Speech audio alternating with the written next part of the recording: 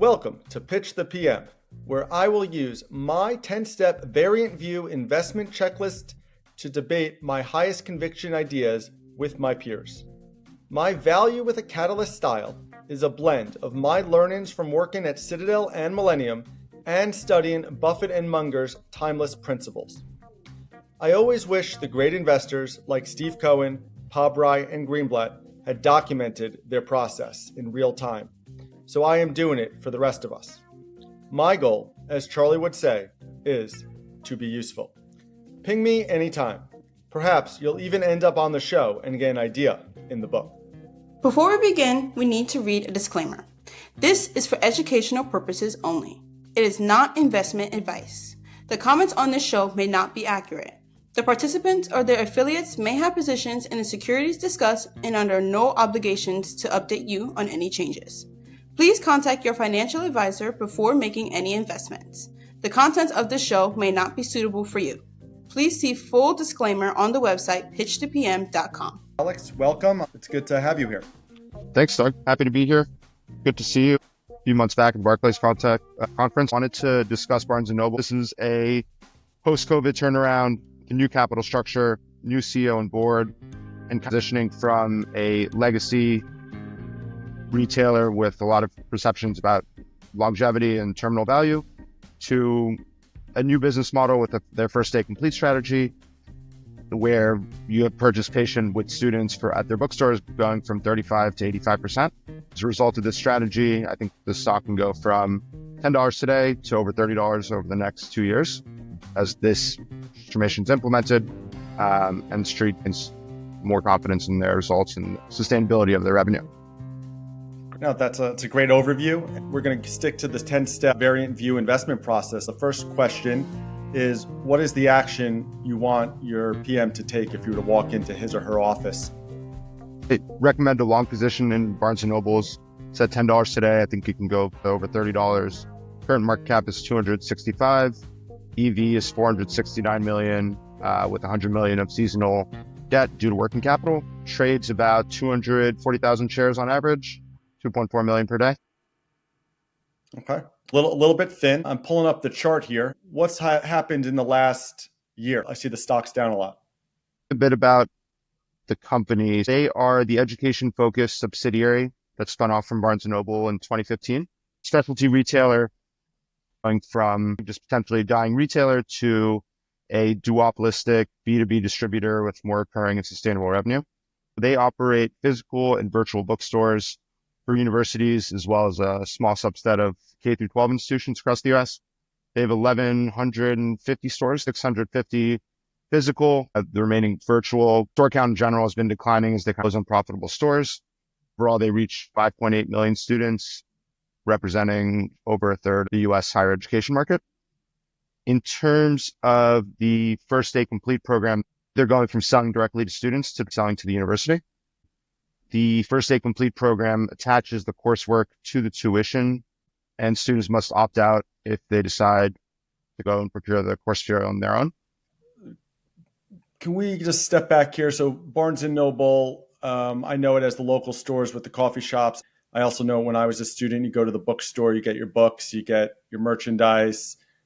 Help me understand from where those businesses are to where we are now. So Barnes & Noble education college bookstores, even before COVID, was suffering from students going elsewhere to get books, whether that be pirating books illegally, buying physical textbooks on Amazon, not buying textbooks.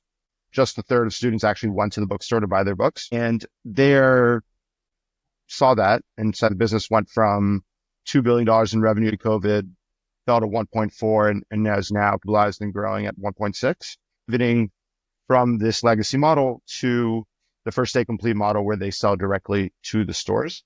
The Barnes & Noble Education, this is a different company than the Barnes & Noble bookstores. Absolutely. They were spun off from Barnes & Noble back in 2015. It's just U.S. education bookstores on campus. Okay, that's important. And now you're talking about how on campuses that business had a big hit during COVID. The revenue went down and everything went digital. And students kind of leaving campus and Yeah. doing things So virtually. they've switched to this first day complete strategy. Can you walk me through what that is, how that impacts students in the universities, and how that would change the experience if you or I went back to college now? Yeah. And more and more coursework has gone digital. What that means for students is they need to buy essentially a code to access the course materials digitally, and that'll give them access to the homeworks, the end of chapter reviews, the textbook. With their first day complete, they are essentially lumping in all the required materials to the students, and they are billing the school via the tuition bill, which allows students to pay for it on via student loans. And students win because books they're getting are 20 to 30% cheaper. They also don't have to go to a bunch of different publishers and actually buy it. It's just delivered before school starts. Schools are happier because their students are prepared, and they also receive a bit of commission on the higher participation rate. The publishers don't have to worry about pirated volumes anymore. And because they're seeing higher volumes, they offer a 20 to 30% discount, in some cases more, to the students themselves. And finally, Barnes & Noble, as the distributor, is seeing the benefits of this higher attach rates.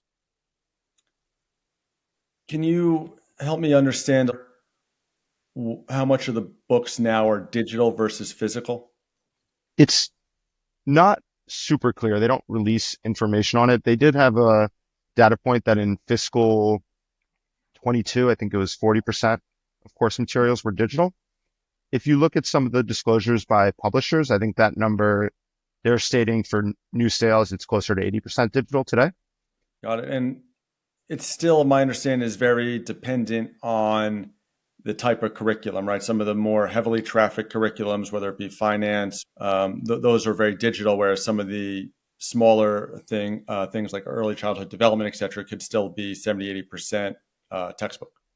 Yeah, I think probably some of your more traditional liberal art degrees. If you're an English major, you're still going to the bookstore. And if you want a physical version of Hamlet or Othello, like you can do that. But for like accounting, chemistry, those are primarily digital at this point. Got it. So why do we need Barnes & Noble to exist? Barnes & Noble has the relationship with the school itself. These are, administrative institutions where having that relationship is important. The understanding of how to work within the system is important. Secondly, I think there's a desire by the schools to have that flagship presence of a bookstore for alumni to come and, buy gear for the football game or whatever it might be. And then you also have a handful of large publishers, and then you have dozens and potentially hundreds of smaller publishers as well. Instead of having the school go publisher by publisher to negotiate something, Barnes & Noble already has all those relationships with publishers. So it makes it an easier one-stop shop.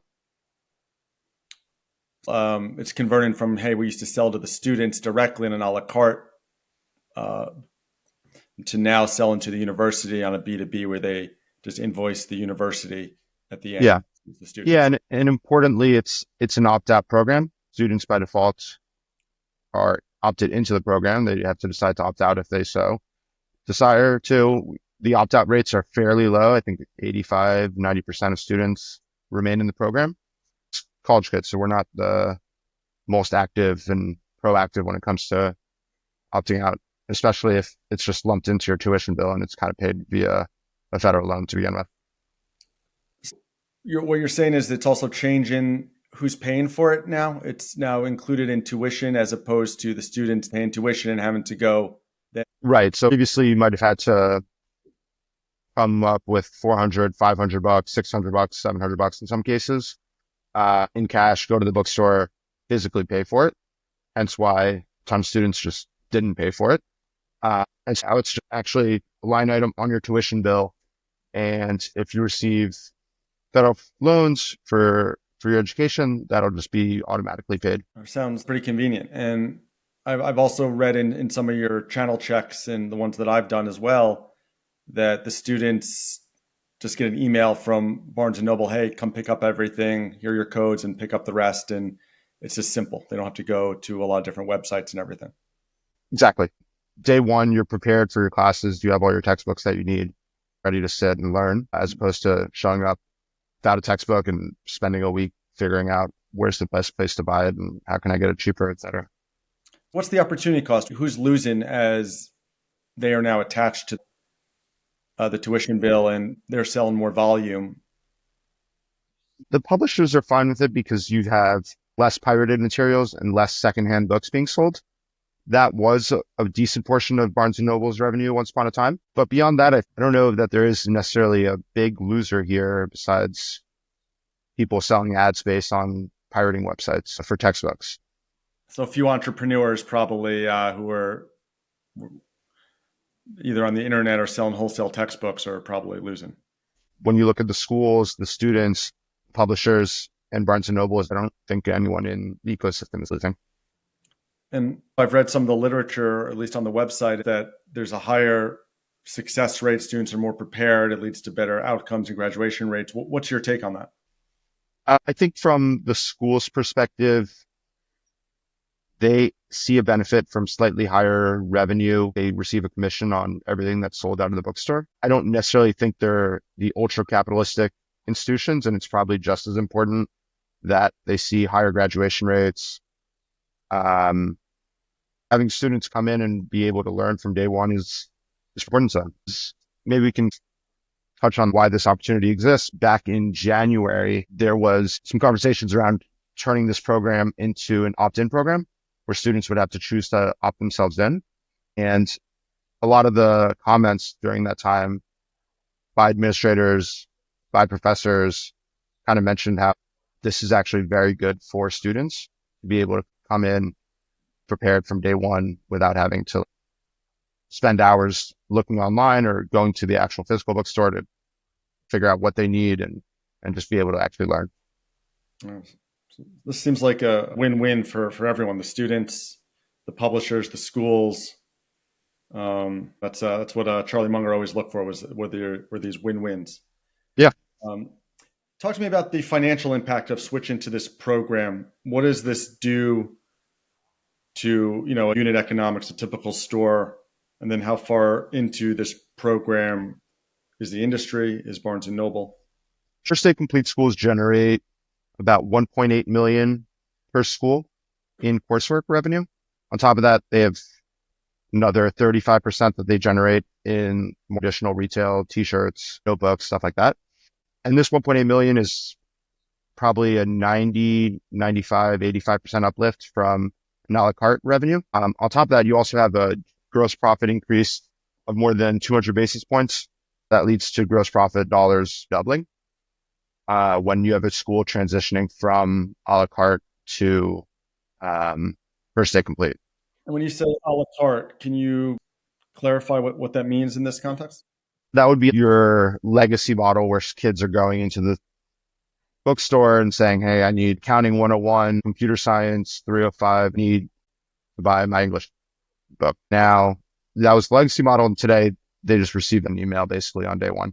It doesn't make sense to go to the bookstore and get physical books for 1 or 2 courses and then go get 4 codes from the bookstore. Now they email you when it's ready. They say, hey, come pick up your books and here's your digital codes as well. Everything's in one packet ready to go. Exactly. You're saying it's almost 2 times the profit dollars per store when you do First Day Complete.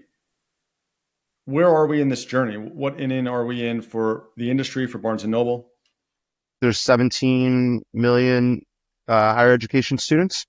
Barnes & Noble has about a third of them. Follett has 36, 37% of those students. And the rest are independent bookstores, some serviced directly by publishers, some serviced by the med tech companies. And Barnes & Noble's pretty early on in their journey. Penetration for First Day Complete is only 16%. If you compare that to Follett, it's at 40%. This Follett started a few years earlier. If you look at the publishers themselves, Cengage, 40% of annual revenues is inclusive access programs, growing 20, 25%, 30% for Cengage and Pearson.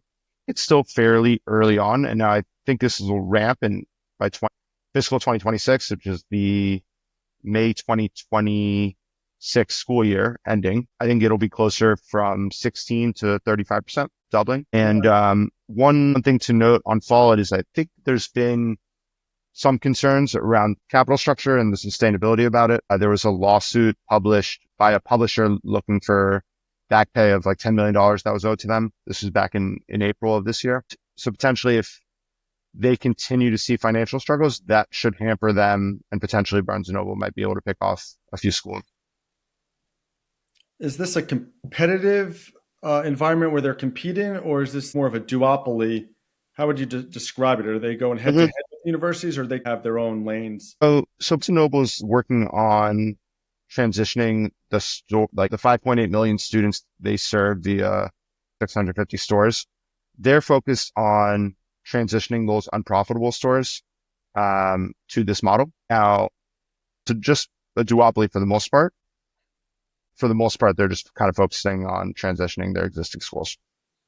Makes sense. I mean, are they embedded with the school? How often do they switch?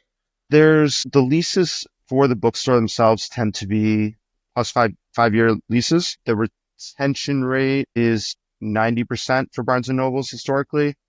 Most of their schools they've been in for over 15 years. It's fairly stable. We'll see if Follett's financing issues create an opportunity to steal share, but for the most part, they've been long-term relationships, and that's why they're such a value add to the publishers. Have you baked in any market share shift into your No. valuation? No, my modeling is really just based on them picking up existing schools within their universe. And so if there are some market share gains, that would be gravy on top. You're saying they have about 5.8 out of 17, 18 million students. And is that what are at their university, or the people they actually serve? Because if they're doing 35% penetration and that goes to 85% at a given store, does that increase their number of students? Or 8 million is the number of students at the schools that they serve. Historically, a third of that 5.8 million has been buying books from them, but it should be, to your point, increasing as the penetration of the First Day Complete program increases. Okay, so they're trying to increase their penetration of their share, not increase their share of the 5.8 of the 18. They're trying to go from 2 to 4 within their 5.8. Okay, got it. So we understand this business and their strategy. This seems pretty straightforward as someone who has gone to a university and has spoken to a few students. This would be in my circle of competence and in my lane. The next question is this equity available at a reasonable price today to warrant, another 100, 200 hours of research? Yeah. So yes.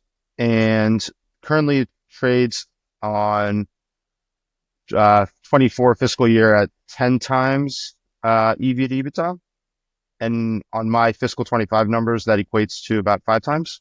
So I'm significantly higher than 2024, where EBITDA was 45 million. I have that increasing to 75 million in fiscal 25, which would equate to 5 times, and then continued growth, growing to 105 million in fiscal 26.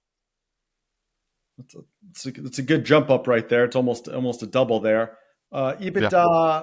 Can we talk about EPS or free cash flow and what it looks like on that basis? In 2024 and really since COVID, they've generated basically nothing in free cash flow, with some negative years interspersed. So I think in 2024, it was like a $3 million loss in free cash flow. I have that going to 36 million as interest expense decreases following the recapitalization. CapEx, it's been 40 million. It's going down to 15 million as their store count shrinks. And then there is an income tax refund for this year. We'll see if they have the income taxes to pay in 2026. There's some questions about the ability to roll forward some of their NOLs, but even so, in fiscal 26, I have them generating 60 million in free cash, even assuming 25% tax rate. So I'm looking at your model here, and it seems like they were negative free cash even with a tax rebate last year. Yep. And interest expense was high because they had a lot of debt. CapEx used to be about 40. It's now about 15, 20. And I don't see the store count going down that much. It seems like there might be a mix issue, or they're just being more thoughtful, more stingy on the CapEx. But yeah, it looks like it's a business that was really unsustainable, negative since COVID, and they're being forced to change the strategy. And we mentioned this earlier, the stock's been down a lot. There's a big increase in the share count as well. Can you talk a little bit about what's happened? How did we get here? Why is the stock mispriced? Mhm.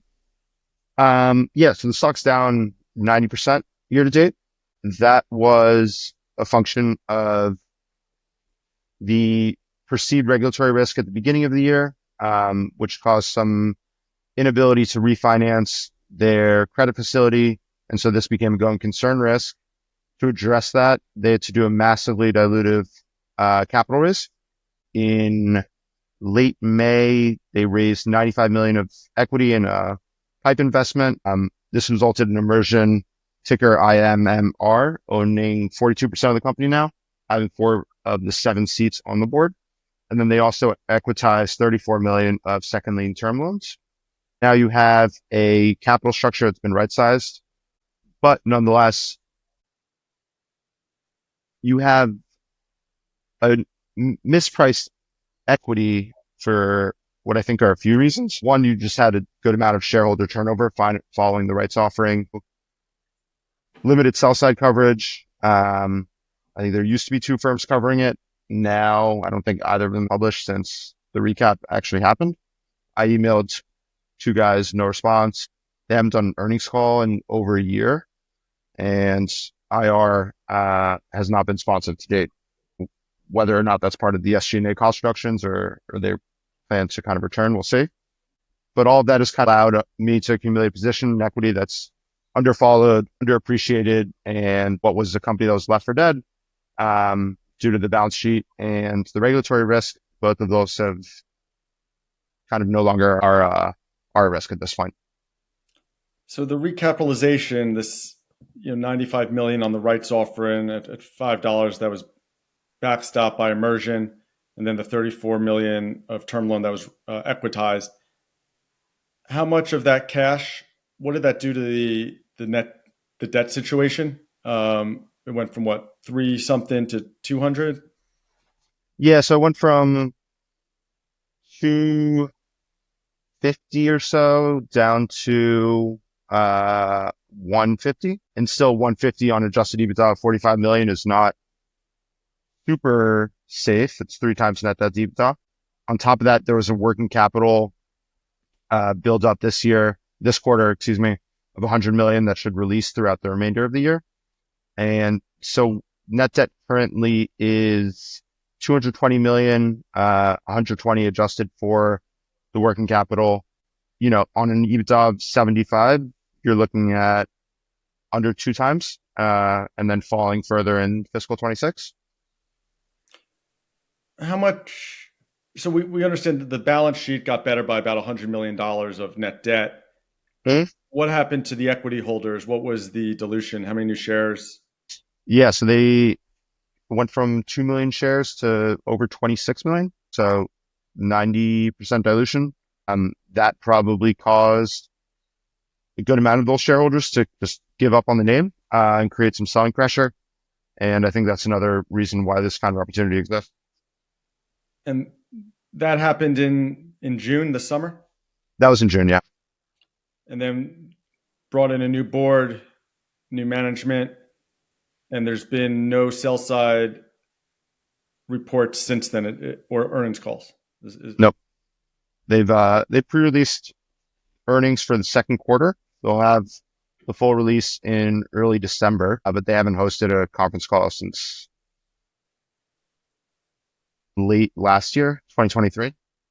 Got it. And you're talking fiscal year. They're fiscal and fiscal. The conference call is calendar 2023. Got it.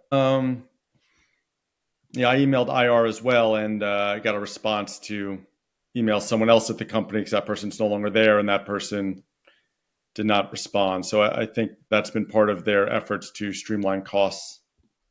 Yeah, makes sense. SG&A's come down a lot, both at the corporate level and on the retail side. So not a lot of eyeballs on this name. Under 300 million, most of the institutions won't look at this. Yeah. Limited flow. trades 2-3 million a day. So some institutions will look at it, some won't. This seems to be like, hey, once this is a sort of name that once it gets to like $1 billion, then it could be on your radar. When I was at Citadel and Millennium, $1 billion was kind of our floor. Mm-hmm. And then on occasion you could go below if you had high conviction, but usually you had to wait till it got more liquid. And it wasn't just the market cap, it's also trading liquidity. Usually it has to be 5-10 million of trade-in value a day. Yeah. And I can't imagine if you're in the consumer code, this is not exactly a very exciting story for a consumer. And it's a lot of work to find all this. There's not exactly a presentation out there to put all this together or a management team to talk to on the conference circuit. Yeah, I found it via a special situation Substack review that outlines special situations. I used Quarter, which is a great app to review some transcripts and PowerPoints that are no longer on the company's website. And then on top of that, found some expert interviews on Tegas, which are helpful. Looked at the financials for the publishers, used FactSet for just the financial information, short interest, market cap, et cetera, comps for the peers. And then also just talked to students who use the program, as well as got some insights from an attendee of a recent bookstore industry conference. All right. You've really checked a lot of boxes here. You've seen it from a lot of angles. Everything except, I guess, talking to management, which is usually one of the key check boxes. Yeah. Hopefully they'll return to the markets with earnings calls. Yeah. So you mentioned your EBITDA's going to 75 million from 45. Can you talk about the assumptions behind that? Our fifth point in our investment process is, what is your variant view versus the street? And I guess there really isn't a street here. So just help me understand how you grow your EBITDA. Yeah. So I bucketed into 3 or 4 primary buckets. First is just this FDC transition. Revenue increasing 80 to 90% when a school transitions on a higher attachment rate. On top of that, you have 200 basis points of gross margin on lower commissions. And so that results in gross profit dollars doubling. And so as they do 30 schools in fiscal 25, that'll add about $8 million. Fiscal 26, I think they'll add closer to 50 schools. That should add 14 million. But maybe just staying with fiscal 25, on top of that 8 million from the conversions, you also have 100 gross store closures. They closed 70 unprofitable stores in the first quarter. Based on last year's cadence, they're going to close about 100 this year as well, which is in line with last year. Those stores are generally unprofitable, doing about $1 million in revenue with SG&A of $400K or thereabouts and 20% margins. And so each store closure is generating $150,000, $135,000 in EBITDA. With 100 gross store closures, that'll be adding $13.5 million in EBITDA. The third bucket is corporate SG&A savings. They've outlined a $10 million cost reduction plan. I think in the first quarter, that was already down $3 million. And then finally, while they're closing a bunch of unprofitable stores, they are opening new ones as well. I think the new stores, more profitable, tend to add about 100,000 EBITDA. And so that's $3 million for this year in fiscal 25. So all those put together, plus the impact of timing for the store openings and the closures, gets you to about a $28 million increase in fiscal 25. And then some of those trends kind of continue, but to a lesser extent in fiscal 26. I have less store closures, no corporate SG&A savings, but I do have conversions, to first day complete increasing. And so in fiscal 26, I have a $30 million increase as the impact of this year's EBITDA increases flow through on a full year basis, plus those conversions. And the FDC store conversions doing 30, 50 a year, what's the holdback? Why can't they do more? And how far penetrated does that get us? So I think there was some kind of, not necessarily, I think like with where the balance sheet was last June, which is basically the selling season for these conversions for the fall. I don't think the employees at the time were getting paid commissions for these conversions. You had the company just focusing elsewhere. And I think that probably explains a large portion of, why fiscal 25 conversions aren't higher. It's a 20% increase in the enrolled students, but compared to, Cengage and Pearson growing their inclusive access revenue at 30%, I think it could be higher. I listened to a TIGAS transcript with an expert interview from a publisher, and he was like, expect this to kind of go 30% and to eventually hit 50%. Fall, it's at 40% penetration, so I don't think that's out of the question. And there were some disclosures in the past on the company's 10K saying that they do expect this to eventually become a majority of their stores. And where does the penetration on First Day Complete get to by the end of fiscal year 25, fiscal year 26, based on these assumptions?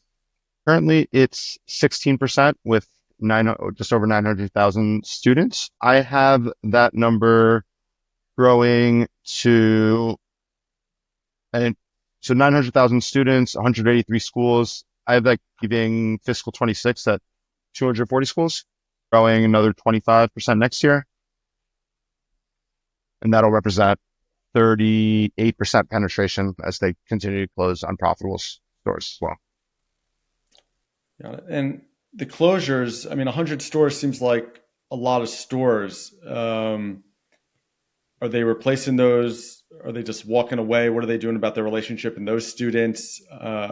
How is that working? So I don't, that's one area where I don't have great insight into how many more unprofitable stores there are. And so for fiscal 26, my assumption's fairly limited. Fiscal 25, I assume 100 closures gross. And that's based on the fact that they closed 70 schools in the first quarter. And if you look at the cadence for last year, more than half of the school closures are in that first quarter. And you have about another third that is after it. So that's kind of where the number comes for the gross store closures. In terms of offsets, yes, they opened 20 stores in the first quarter of this year. Should probably open 30 for the year. I think they're more focused on transitioning their existing store count than necessarily going out and grabbing share. So when they close the store, do they not serve those students virtually anymore?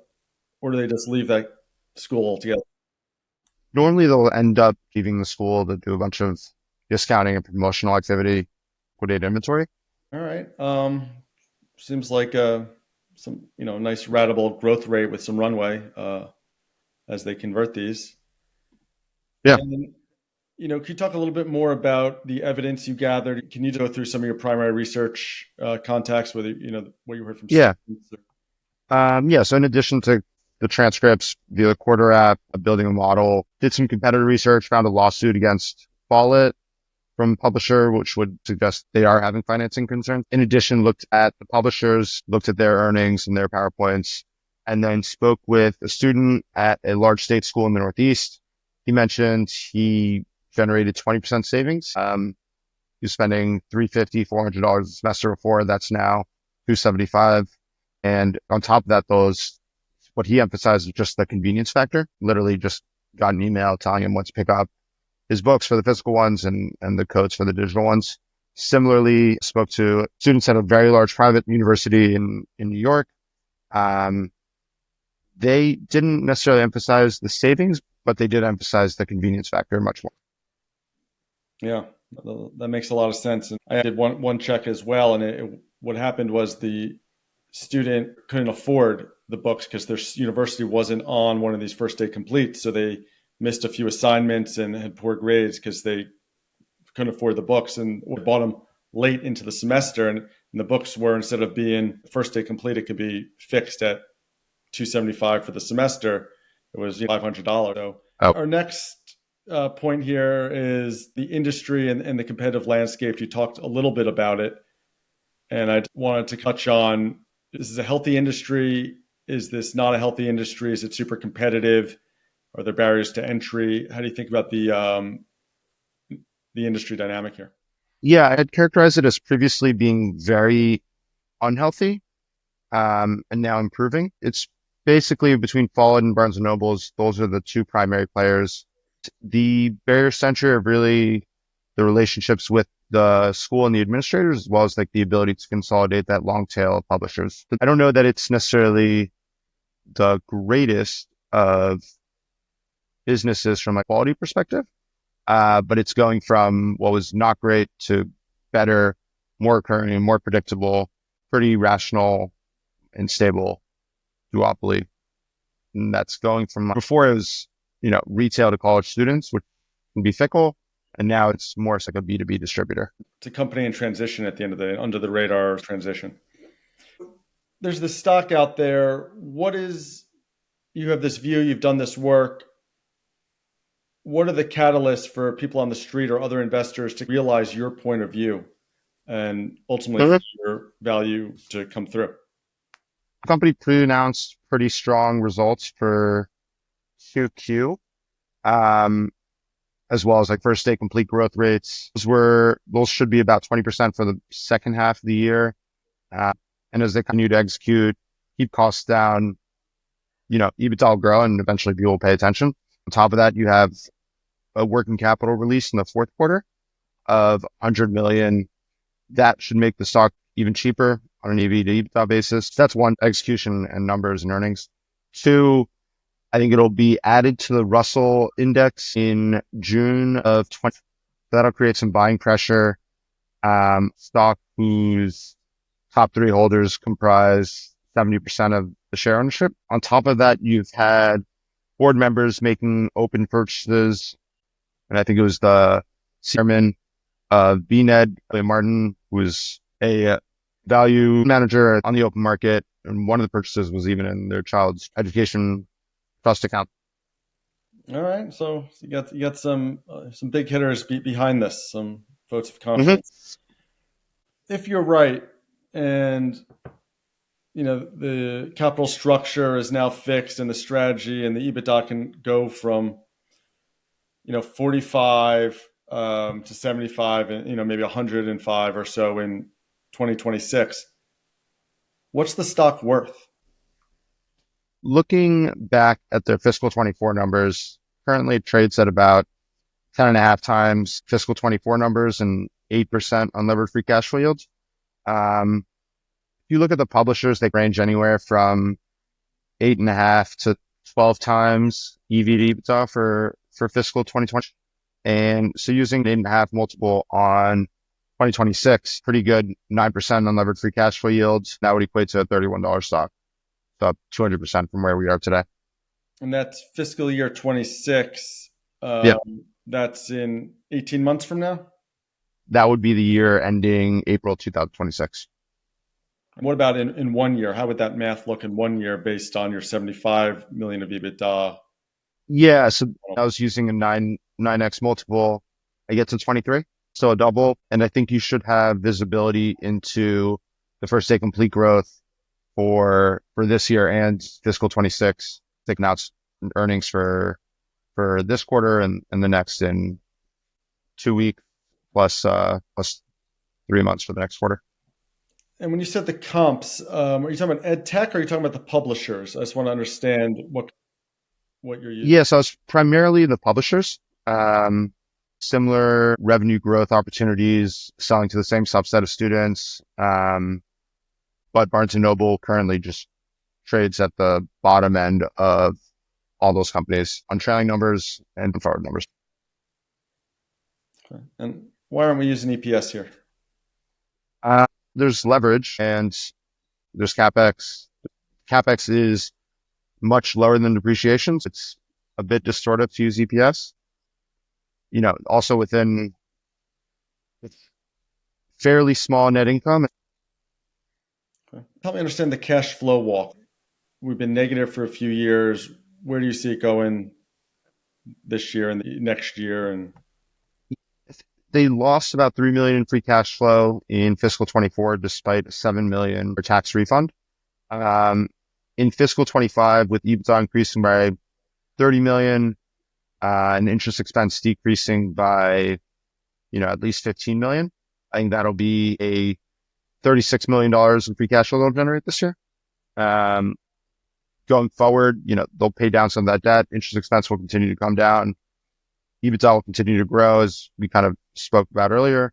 And so for fiscal 26, free cash flow of 58 million with EBITDA of 105, interest expense of 20, CapEx of 15, and income taxes of 12 million. Is that the peak at that point, or where are we on penetration? What's next? Yeah, on penetration, we're at 35%. I think it'll continue to see growth. I spoke to somebody who attended a bookseller conference, and it was definitely top of mind. There's 3 out of the 6 full sessions were about Stay Complete and inclusive access programs. And there's interest on the administrative side. It's just, they're not necessarily the fastest moving cohort of people. And I think eventually this will become more than 50% penetration, but that's probably going to take until fiscal 27 and beyond. All right. And switching gears a little bit, question 9 in this process, what's the other side of the bet if we're wrong?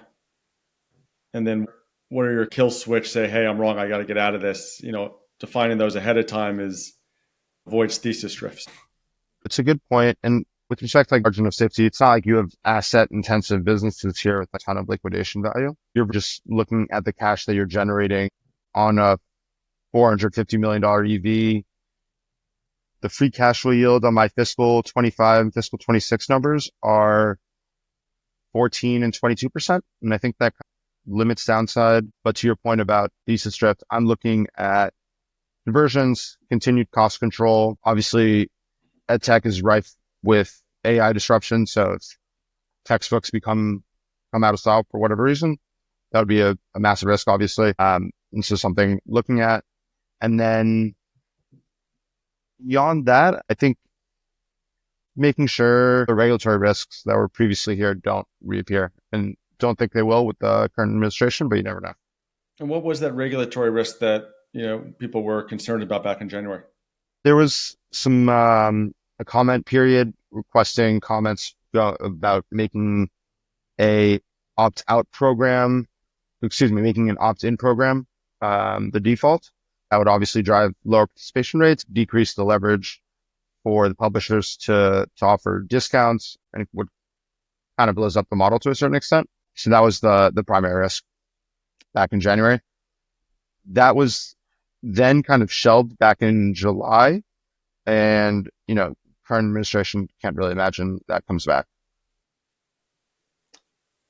Got it. So it was tied to the federal government being able to the funds and attach it to the loans if they were right. Are you allowed to attach the coursework? It's Mm-hmm. not the textbooks, the coursework to the tuition. It's kind of the point of paying for credit hours if you don't have the books. I'd rather have the books, not the credit hours. Yep. 100%.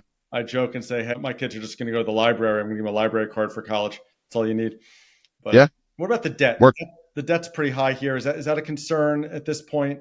Yes, I think debt looks high because the working capital builds in the first quarter. That'll be released primarily in the fourth quarter. And then as they kind of continue to generate free cash, should become less and less of an issue. But any comfort in, book value of, call it, $5.50? Does that mean anything?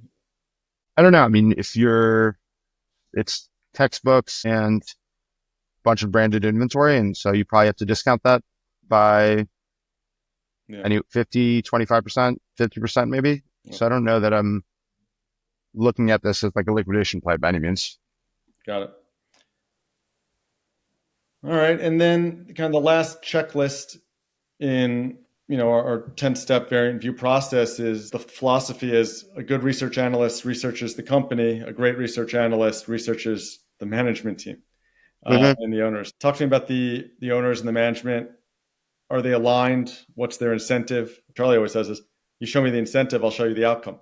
Are they incentivized to line everyone's pocket or just their own? Yeah. So, I mean, the new CEO was appointed back in June following the recapitalization.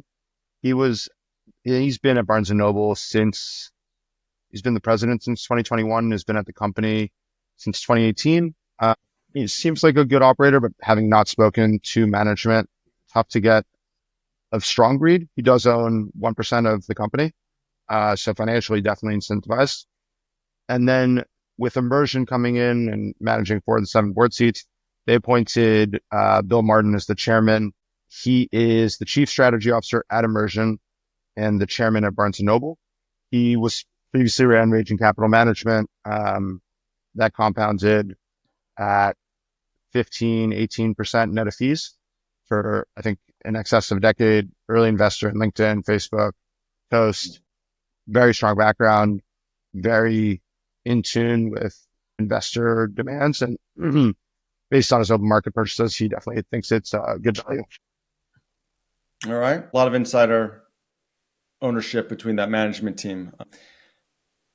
Last item here, you think about what's the other side of the bet or the investment thesis here. Can you talk about the short interest, where that stands and what it could mean? There's just over $1 million shares short, which as a percent of the float is just, 4%. It's, I think, 4 days to cover. But as a percent, much more significance, I think you have 13%, which is pretty high. But I think this just speaks kind of the limited float. And in terms of why, I think it has probably to do with the working capital build, making this look a bit more expensive than it is. The first quarter, there was also a shelf registration, which I think you could argue is just good housekeeping, but that probably created some selling pressure. And so we'll see. It is kind of an interesting dynamic, or has the opportunity to be, just given how much of the float is short. If this were to be included in the index, which I think it will be in 5-6 months, could create a squeeze if short interest remains elevated. Yeah, I checked with one of the primes on it, my friends at BMO, and they mentioned that the borrow cost was 13-14% and it's 15% utilized. So that was pretty interesting to me that it's such a high cost. I guess goes to size. And what do you make of the fact that the short interest, the dollar's short, has been increasing over the last few months? That could concern me that people on the short side might know something. Or any thoughts on that? Or I mentioned the shelf. I mentioned optically expensive. The other thing is probably just being an education levered company. You probably have a lot of AI thesis playing about. I don't see schools going from, using publisher produced textbooks to just telling students to learn about everything on ChatGPT. Why are the professors even there, and why are you paying for anything? Wow. But we'll see how it plays out. And, AI is impacting a few different business models, so we'll watch it. Good. So I have to ask you before you go, you mentioned you own the stock in your PA. Do you care to share what percent or how big it is? Yeah, so between this and then I own Immersion as well, which is 42% holder. Combined, it's 10% or so of my portfolio at cost. Large position. Yeah, I have a similar size position as well. Disclose that to everyone. And we always try to think forward and do all this modeling. Buffett and Munger, they never did forecasting, and he just read the Ks and looked at the historicals and said, I'm not paying for forecasts in the futures. I always like to go through his checklist, 5-6 questions here. Do we understand this business, circle of competence in our lane? Mm-hmm. Yeah. Has there been steady profits and steady growth just historically on the income statement? Historically, no. That should be inflecting, but historically, no. Yeah, and we might not even see the EPS in the P&L because, the D&A is because you're pretty sure. Yeah, maybe twice, 40 million versus 15, all the CapEx, and then, taxes. We'll see how the NOLs play out. And then, is this a good business? Does it generate good returns with modest amounts of debt? Historically, again, not great. I think the returns on invested capital going forward should be high teens, low 20%. From that perspective, yes. And there are decent barriers to entry. It's a duopoly. The relationships with the schools are important. The ability to manage a physical retail store is important. So I think what was not a great business is getting better. I don't know, I'd rate it an A necessarily, but it's definitely no longer like a C minus, C plus, probably higher in the B range today. Yeah, so definitely some concern about all the school closures, right? In the future of how people get coursework and doing that direct in the long term. And then is the management competent and trustworthy? With like CEO, I don't think necessarily is long enough of a track record. I think the chairman does though. Seems very successful from an investing perspective. Management themselves, not enough track record. I think the board, yes though. All right. And then last question is, if you had to buy 20 stocks in your entire life, would this be one of them? Probably not. I think it's unclear where this business is in 5, 6, 7 years time. I think it's in a better place in 1, 2, 3 years. 10 years down the road, I'm not really sure where this business stands. The risk of disintermediation, I don't think is very high today, but at some point it might be. It's an undiscovered turnaround play. Maybe not a buy and hold play. Yeah, I don't think this is the next Coke or Wells Fargo or American Express. Well, let's hope it's not Wells Fargo at least. Good. Well, Alex, thank you. Thank you for joining us and for doing all this work with me over the last couple of months. I've enjoyed it. And I hope to have you back on the podcast to work on another idea. Yeah, let's do it soon. All right. Thanks. Take care. Bye. Bye. Please make sure to follow Pitch to PM on your favorite podcast app and never miss out on episodes. To access our full educational library of top books, favorite podcast episodes, and key newsletters for aspiring investors, please go to pitch2pm.com. This show is for entertainment purposes only. Please consult a professional before making any decisions. This show is copyrighted by Pitch to PM. Written permission must be granted before rebroadcasting.